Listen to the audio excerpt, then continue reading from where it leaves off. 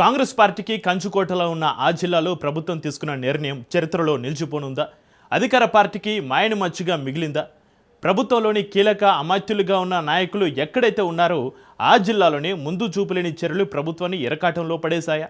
ప్రస్తుత పరిణామాలు చూస్తుంటే అవుననే సమాధానం వస్తోంది. అయితే ఆ వివాదం సద్దుమణిగేలా ప్రజల వ్యతిరేకత రాకుండా చూసుకునే పనిలో ప్రభుత్వం పడిందా? డ్యామేజ్ కంట్రోల్ చేసుకునేందుకు ఎలాంటి చర్యలు చేపట్టింది? ఎలా ముందుకు వెళ్తుంది? Let's watch.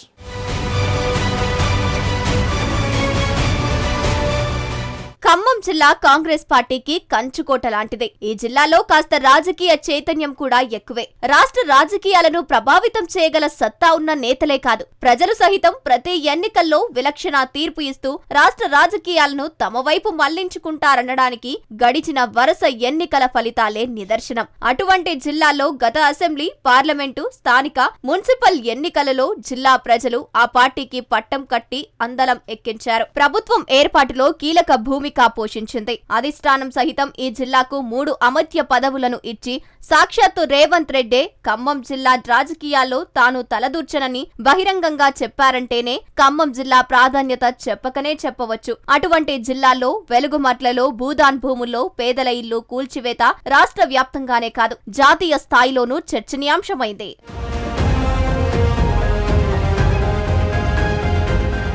భూదాన్ భూముల్లో పేదల ఇళ్ల కూల్చివేత రేవంత్ సర్కారుకు రాజకీయంగా భారీ నష్టాన్ని కలిగించిందనేది రాజకీయ విశ్లేషకులు అభిప్రాయంగా తెలుస్తోంది. ప్రభుత్వ పథకాల అమలులో కూసెంత ముందడుగు వేస్తున్న పార్టీ ఈ ఘనతలో భారీ అపకీర్తి మూట కట్టుకోక తప్పలేదట. ఈ ఘటనపై సీఎం ఆరా తీయడంతో భూదాన్ భూముల్లో ఇళ్ల కూల్చివేత వివాదం ఎట్టకెలకు ప్రభుత్వం దిగిరాక తప్పలేదట.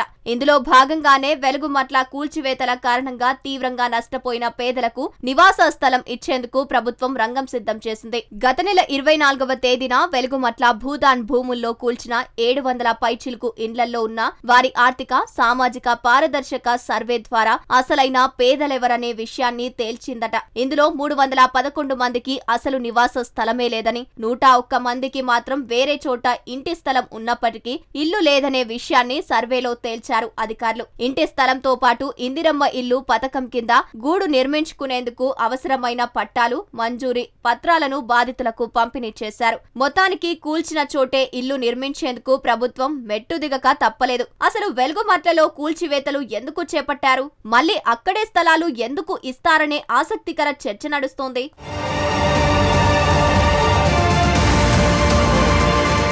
వెలుగుమట్ల భూదాన్ భూముల్లో పేదల ఇండ్ల కూల్చివేతల అంశంలో తెలంగాణ ప్రభుత్వం కొత్త అబసుపాలు అయ్యిందనే అభిప్రాయం లేకపోలేదు. ఈ ప్రభుత్వానికి ప్రజలు పట్టం కట్టడానికి ఎక్కడికైతే బీజం పడిందో అక్కడే ప్రభుత్వ అనాలోచిత చర్యలతో ఇరకాటంలో పడేసిందనేది కాదనలేని వాస్తవం. ఈ విధ్వంసపు చర్య రేవంత్ సర్కారుకు తీరని నష్టాన్ని కలిగించడమే కాదు, గులాబీ పార్టీకి సింగిల్ సీటుకు మించి దక్కకుండా గడిచిన 3 ఎన్నికల్లో కాంగ్రెస్ ను ఆదరించి అక్కున చేర్చుకున్న ఖమ్మం జిల్లా ప్రజల్లో తీవ్ర ఆలోచన బీజంగా మారిందట. ఇదే అదునుగా భావించిన రాజకీయ పార్టీల పరామర్శలు చేపట్టి తమ వైపు మళ్లించుకునే ప్రయత్నం మాత్రం బాగానే చేశారు. కానీ ఈ కూల్చివేత చర్య ప్రజానికాన్ని ఆలోచన వైపు తిప్పిందనేది అంగీకరించక తప్పని అంశం.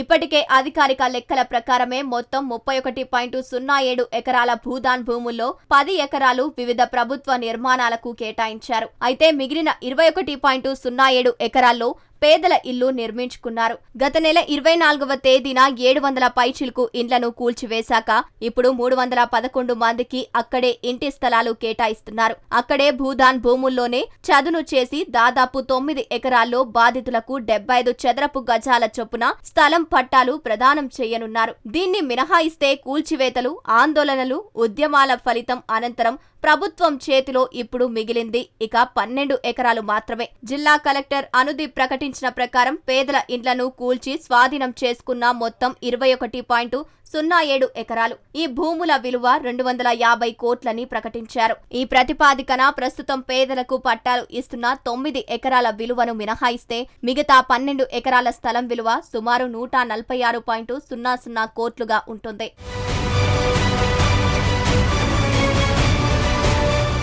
వెలుగుమట్ల భూముల్లో పేదలు కట్టుకున్న ఇండ్లను కూల్చే విషయంలో చేపట్టిన చర్య ప్రభుత్వానికి తీరని అప్రతిష్టను కలిగించిందని మళ్లీ చెప్పక తప్పదు. భూదాన్ భూములను కాపాడేందుకు, ఆక్రమణలను తొలగించేందుకు ముందుకు అఖిలపక్ష సమావేశాన్ని ఏర్పాటు చేసి అధికార పక్షం చర్చించాల్సి ఉండేది. ఈ భూముల్లో చోటు చేసుకున్న ఆక్రమణలు, అందుకు పురిగొల్పిన ఓ పార్టీ గురించి, నమోదైన పోలీసు కేసుల ప్రకారం జరిగిన అక్రమ వసూళ్ల గురించి అఖిల పక్షానికి కులంకుశంగా వివరించి చర్య తీసుకుని ఉంటే పరిస్థితి ఇంకో రకంగా ఉండేదేమో. ఇటువంటి ఆలోచన చెయ్యకుండా వేలాది మంది పోలీసులను మోహరింపజేసి 8 ఏళ్లుగా నివాసం ఏర్పరచుకుని జీవిస్తున్న పేదల గూడును విధ్వంసం చేయడమే ప్రభుత్వానికి మాయని మచ్చగా మిగిల్చిందట.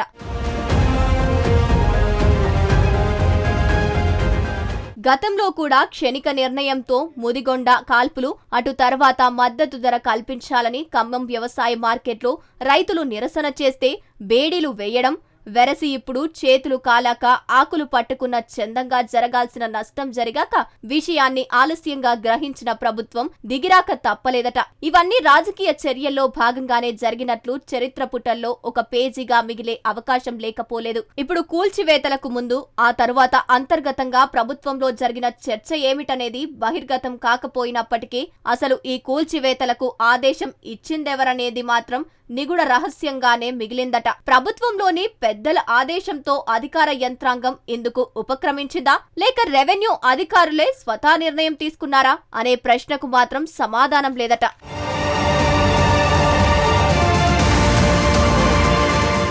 అయితే అధికారులే స్వయంగా ఈ నిర్ణయం తీసుకుని ఉంటే ప్రభుత్వం ఈ పాటికి వారిపై తీవ్ర చర్యలు తీసుకునేదనే వాదన ఈ సందర్భంగా ఉంది. మొత్తంగా వెలుగుమట్ల కూల్చివేతల ఘటన కాంగ్రెస్ సర్కారుకు రాజకీయంగా భారీ నష్టాన్ని కలిగించిందనేది నిర్వివాదాంశం. కాంగ్రెస్ కంచుకోటగా ప్రాచుర్యం పొందిన ఖమ్మం జిల్లాలో అధికార పార్టీకి ఇది ఎప్పటికీ మాయని మచ్చ. ముదిగొండ కాల్పుల ఘటనలాగే వెలుగుమట్ల కూల్చివేతల చర్య కూడా చరిత్రలో ఎప్పటికీ నిక్షిప్తమై ఉంటుందనేది సత్యం. సామాజిక ఆర్థిక సర్వే ద్వారా పేదలను గుర్తించి కూల్చివేసిన చోటే ఇంటి స్థలాన్ని ఇవ్వడం ఒంకింత నష్ట నివారణ చర్య మాత్రమే. కానీ పేదల గూడు గుండెల్లో గుచ్చుకున్న విధ్వంసపు బుల్డోజర్ కలిగించిన నొప్పి ఎప్పటికీ మాయని గాయంగానే మిగలనుందట. కానీ దాని ఫలితమేమిటనేది భవిష్యత్తు నిర్ణయించనుంది.